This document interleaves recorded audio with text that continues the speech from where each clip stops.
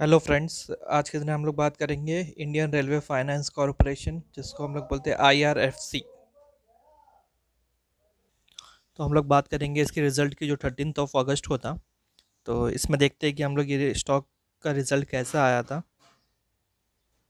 अगर आप देखोगे, ये जो है फर्स्ट कॉलम है, जैसे कि मैंने पहले भी वीडियो में बताया है अपने, कि ये करंट रिज़ल्ट है, ये वाला।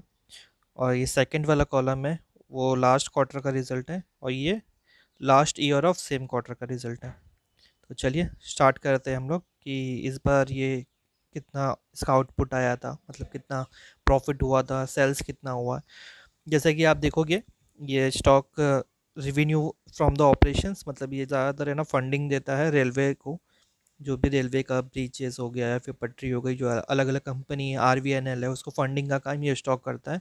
तो ये फंड उठाता है मार्केट से और लीज पे लेता है, मतलब कुछ अमाउंट दे, मतलब क्या बोलते हैं कि कोई बॉन्ड है उसके ऊपर से ये लोन लेता है, और फिर वो लोन को ये रेलवे को देता है सम डिफरेंट इंटरेस्ट। और उसके बीच में जो भी रहता है वो उनका प्रॉफिट रहता है। फॉर एग्जांपल, इन लोगों ने उठाया है 6% ऑफ इंटरेस्ट पे, और रेलवे को दिया है 8-9% के ऊपर।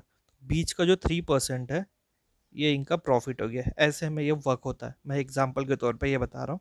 तो ऐसे में इसका ये प्रॉफिट होता है 3%। तो देखते हैं इसने मतलब क्वार्टर ऑन क्वार्टर बेसिस पे कैसे परफॉर्म किया है। अगर आप ये देखोगे, रेवेन्यू फ्रॉम द ऑपरेशंस, यहाँ पे ये है 45,815। पहले देख लेते हैं ये मतलब मिलियंस में या तो फिर करोड़स में है।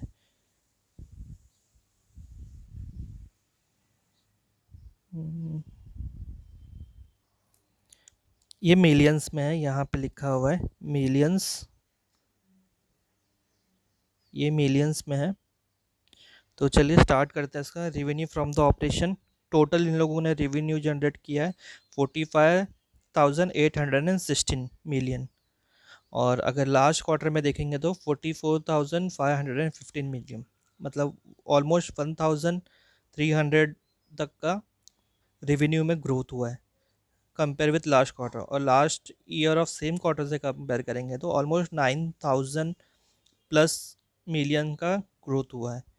टोटल इनकम में इनका एक प्लस, मतलब अच्छा आया as compare to last year, और last year of same quarter और लास्ट क्वार्टर।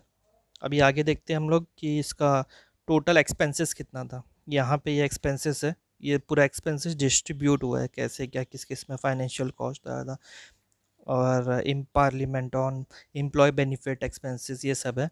इसके बाद ये टोटल है कि यहाँ पे लोगों ने कैलकुलेट किया। हम लोग टोटल देखेंगे, जैसे इसका प्रॉफिट बढ़ा है ऊपर, इनकम बढ़ी है, वैसे में इसका एक्सपेंसेस भी बढ़ा है as compare to last year and last year of और लास्ट क्वार्टर। तो देखते हैं हम लोग इसका भी आगे प्रॉफिट कितना है।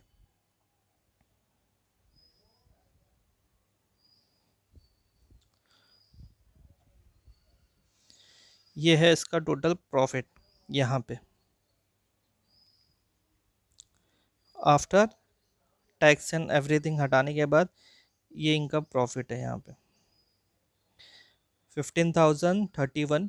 ये क्वार्टर में हुआ है, लास्ट में देखिए 14,826 था।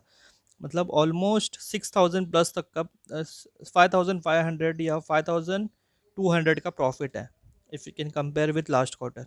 और ईयर बेसिस पे देखोगे तो ऑल 50% नहीं, 45% के आसपास का प्रॉफिट है।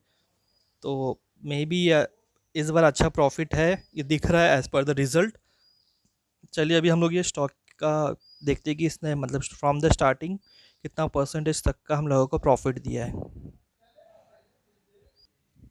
ये देखिए यहाँ पे, IRFC is a financing arm of Indian railway. It borrows fund from the financial market to purchase asset which are then lease out to the Indian railway. तो ये मतलब फाइनेंशियल मार्केट से परचेज करता है एसेट, उसके basis पे lease देता है to the out to the Indian railway के ऊपर। ये कंपनी का मार्केट कैप देखोगे आप, तो इसका मार्केट कैप है ऑलमोस्ट 31,103 करोड़ का। और करंट प्राइस है 23, मतलब प्राइस बहुत कम है। तो इस हिसाब से मतलब इसमें लिक्विडिटी ज़्यादा है, रिटेलर इन्वेस्टर इसमें ज़्यादा ही है, और ऑपरेटर भी इसमें अच्छे से मतलब अपना गेम प्ले कर रहा है, क्योंकि जब से ये लिस्टिंग हुआ था 25+ के ऊपर लिस्टिंग था इसका, मगर तब से ये नीचे ही है अभी, और इसका लो था 21.05, तो सॉरी 20.08 था, यहाँ पे लो है, और इसका हाई ये है। तो जब लिस्टिंग हुआ था उसके बाद ये ऊपर गया था, मगर थोड़ा उसके बाद नीचे ही आ गया ये स्टॉक। तो ये स्टॉक में हम लोग देख रहे हैं, इसका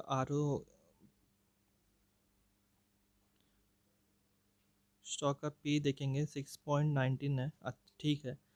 बुक वैल्यू अब देखिए 28.6 है। डिविडेंड यील्ड आप इसका देखिए, मतलब गवर्नमेंट जैसे एफडी हम लोग करते हैं वो 5% या कोई कोई 4.5 या 6% देती है बैंक, उस हिसाब से अगर हम लोग यहाँ देखेंगे पैसा लगाने के बाद हम लोग को हर साल डिविडेंड यील्ड दे रहा है ये 4.41%, और ये स्टॉक को लिस्ट हुए 1 साल हुआ है, ऑलमोस्ट 1 साल के आसपास हुआ है। तो उस हिसाब से मुझे ऐसा लगता है कि ये स्टॉक अच्छा है, कि डिविडेंड यील्ड जो बंदे मतलब पेंशन या फिक्स अमाउंट के लिए लगाना चाहते हैं अपना लाखों रुपया, तो उनके लिए ये स्टॉक्स ठीक है। अगर आपको ये हर महीने कुछ ना कुछ अमाउंट दे रहा है एज ए डिविडेंड यील्ड 4.5% या 6%, तो उसके बेसिस पे मुझे ये स्टॉक ठीक लगता है। और एक और प्लस पॉइंट है कि क्यों मुझे ये स्टॉक अभी ठीक लग रहा है for short term period of time, आगे आगे मैं बताता हूँ आपको। इसका आर ओ सी ई देखेंगे आप 5.01 है, आर ओ ई 13.2, मगर हमें for this stock we need to see R O C E, because R O C E में जो लोन है या जो है उसको कंसिडर करने के बाद मतलब उसके बेसिस पे ये आर ओ सी ई निकालते हैं, और इसका फेस वैल्यू 10 है। आगे स्प्लिट होता है या कुछ होगा तो उसका भी एक प्रॉफिट होगा, मतलब आगे ये स्टॉक बढ़ता है तो उसके बेसिस पे। तो चलिए आगे देखते हैं हम लोग। ये प्रोज और कॉन्स देख लेते हैं। स्टॉक इज ट्रेडिंग एट 0.0, ये सब प्रो से stock is providing a good dividend. देखिए डिविडेंड यील्ड के बारे में भी लिखा है, कंपनी का प्रॉफिट भी अच्छा हो रहा है। 5 ईयर्स का देखेंगे तो 39.08% है। मतलब ये गवर्नमेंट टाइप में है, मतलब सिर्फ रेलवे गवर्नमेंट को देती है लोन ये सब, तो उस हिसाब से इसका एनपीए नहीं होगा। कि ज़्यादातर बैंक का देखिए या जो भी दूसरे फाइनेंशियल है उन लोग का मतलब एक सिक्योरिटी नहीं होती है, वो कभी भी मतलब ऐसा हो सकता है कि लैप्स हो सकता है। मगर ये सेक्टर मतलब ये फॉर IRFC ऐसा सिनेरियो नहीं आएगा कि कोई लैप्स नहीं होगा, इनको मिलेगा, लेट होगा ये हो सकता है, मगर इनको पैसा मिलेगा। और यही मुझे इस स्टॉक की खासियत मतलब अच्छी बात लगती है, कि मतलब इसमें पैसा डूबने वाला नहीं है। डिविडेंड यील्ड से आपको मिल जाएगा, या तो फिर आपका तो अगर स्टॉक बढ़ रहा है, क्योंकि इसका प्रॉफिट हर साल मतलब बढ़ते जा रहा है, आगे हम लोग वो देखेंगे, देखते आगे। ये ईयरली बेसिस पे मैं बता रहा हूँ आपको, 2016 से लेके 2021 तक हम लोग देखेंगे, तो आप देखिए इसका ऑपरेटिंग प्रॉफिट भी बढ़ रहा है। पहले कम था यहाँ पे, मगर आप देखोगे 2016 तक के बाद देखिए यहाँ से बढ़ते जा रहा है, बढ़ते जा रहा है, बढ़ता कंसिस्टेंस ग्रोथ है, बढ़ते ही जा रहा है, ऐसा नहीं कि कहीं कम हो रहा है। और देखिए प्रॉफिट बिफोर टैक्स और ये दोनों भी देख सकते हैं आप, यहाँ पे देखिए बढ़ रहा है, ये है। फिर उसके बाद नेट प्रॉफिट भी देखिए आप, ईयर ऑन ईयर बेसिस पे देखिए तो अच्छा खासा है, और इवन आपने देखा क्वार्टरली बेसिस पे भी मैंने बताया आपको कि वो स्टॉक मतलब अच्छा प्रॉफिट दे रहा है। और डिविडेंड यील्ड भी ठीक, डिविडेंड पे आउट भी ठीक है, आप यहाँ देख सकते हैं। ये है मेन प्रमोटर होल्डिंग का, मैं आपको बोल रहा था ना, मैं बताता हूँ आपको एक चीज़ जिस क्यों मुझे ये स्टॉक ठीक लग रहा है शॉर्ट टर्म के लिए, तो सबसे बेस्ट है। क्यों वो बताता हूँ अभी यहाँ पे आपको, कि ये देखिए प्रमोटर होल्डिंग, यहाँ पे प्रमोटर होल्डिंग कितनी है, 86.36 गवर्नमेंट का प्रमोटर होल्डिंग है। तो अब यहाँ पे गवर्नमेंट को 75 करना है, तो उसका मतलब ये 11%, 11.36 ये अपना शेयर्स बेचेंगे, जो OFS के थ्रू होगा। अभी नहीं होगा, कुछ दिनों के बाद होगा, मे बी 1 साल के अंदर होना चाहिए। तो उस हिसाब से अगर आप देखोगे तो इस सेक्टर में मतलब IRFC में डाउन आने वाला है, क्योंकि OFS में मतलब ऑफर फर्स्ट सेल रहेगा, उसमें नक्की मतलब ये ऑफर्स देंगे भी। तो फॉर एग्जांपल ये जब स्टार्ट हुआ था तो इसको लिस्ट आउट किया था 26 रुपीज़ के आसपास, कुछ 26 के आसपास लिस्ट आउट किया था, तो मतलब ये स्टॉक नक्की जाएगा 26 के ऊपर, तभी ही OFS आएगा। तो उस हिसाब से ये स्टॉक मतलब प्लस में जाके ही OFS आएगा, गवर्नमेंट इसको माइनस में तो नहीं बेचेगी। क्योंकि RVNL में भी आप देखोगे, RVNL का भी सेम सिनेरियो था, तो वो गया था 10 तक, क्योंकि कोविड का टाइम था, ये सब था। मगर उसका OFS कब आया?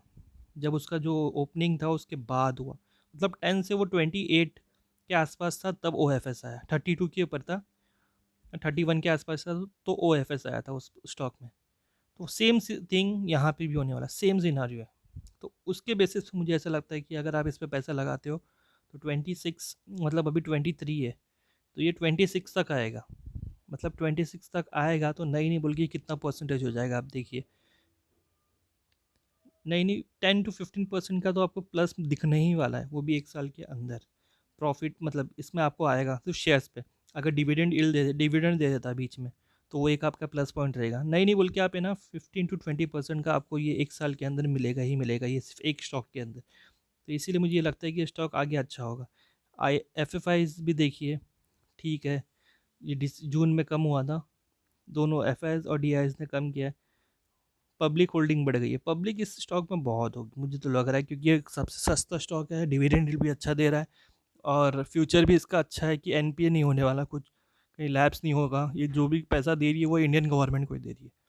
इसलिए मुझे अच्छा लग रहा है ये स्टॉक। आगे आप अपनी खुद की भी रिसर्च करिए, आपको कैसा लगता है ये स्टॉक। अगर आपको मेरा वीडियो अच्छा लग रहा है तो लाइक सब्सक्राइब करिए, अगर कुछ पूछना है या कोई क्वेश्चन है तो कमेंट कर सकते हैं। Thank you for watching this video, bye bye, have a nice day.